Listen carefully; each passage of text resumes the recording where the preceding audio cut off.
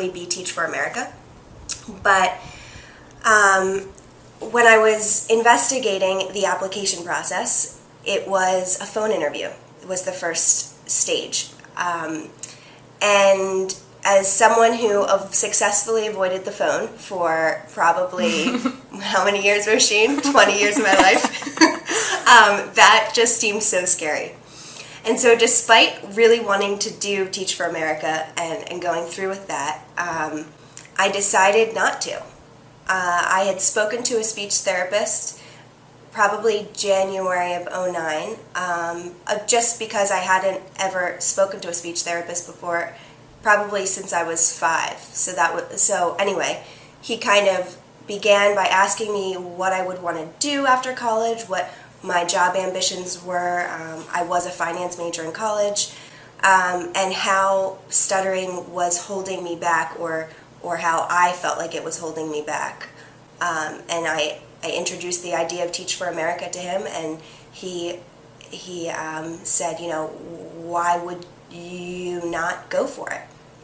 And I wish I could say that I was kind of comfortable with my stuttering as I am right now, but at that point in time, it was still, that was just way too scary I just felt like I was setting myself up for failure, doing the Teach for America route. And so despite wanting to do that, I didn't. And then I enrolled in an intensive program at AIS, and that's kind of where things have evolved and changed in how I feel, and I think I can speak for Roisin in this as well, how she feels about herself, probably, and associated with stuttering. And so then I was due to start a graduate program at Lehigh.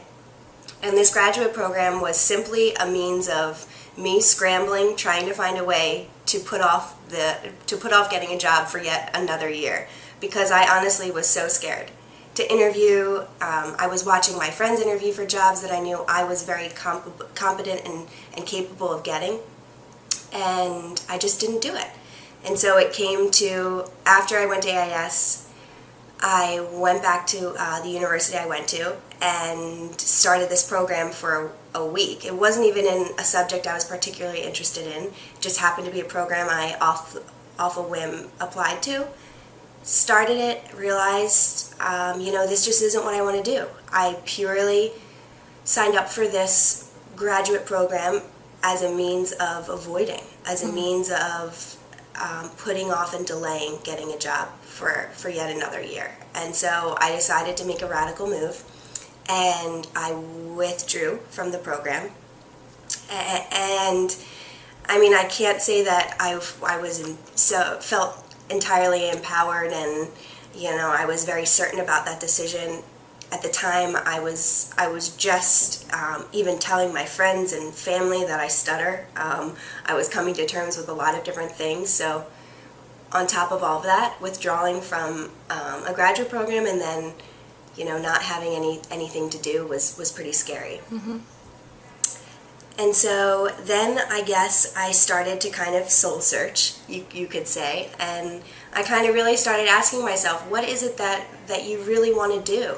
Because so far you have pretty much based your job, experiences and applications based on if you felt like you could get past a certain round of interviews, or stuttering wouldn't affect it, or you would be sitting in a back office, so it would be fine. And so I decided, I was a finance major in college, and I am interested in it, and so I started to kind of search out options and whatnot in that area, and that's kind of where things began to get interesting in facing some adversity in the job search. Can I ask you a quick question about your job search? Of course. When you withdrew from the program in graduate school and you decided to search for a job, had you decided before that you were going to be open about, I know that we've talked before that for a long time you were covert about stuttering and hiding it as much as you could, right? Correct. Am I wrong? So had you decided before the job search that you were going to be open and advertise your stuttering, or had you not really figured it out completely? At that point, I would say I probably hadn't figured it out yet. I think I would like to say that I, was feeling good about myself and, felt like nothing could stop me, and so to speak. But I still think that I was really scared, and I did probably try and hide it as much as I could. So how did it go? Well, so I went through quite a long process.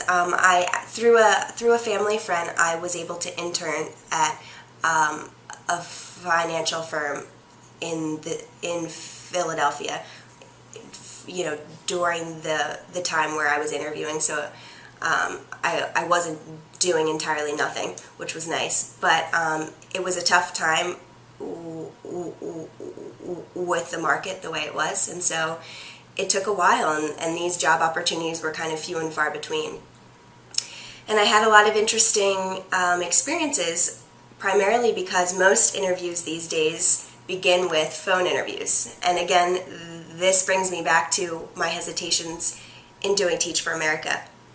And here I was faced with, I was finally getting some interviews, and I was excited about it, but then I was faced with having to phone interview for the first round, and like a little voice in the back of my head was telling me to say, it doesn't matter, just go for it, kind of an empowering route. But for the most part, I was feeling really scared and questioning the fact that, wow, well, if I was the listener on the other end, and if I was blocking on every word or so, how would I feel?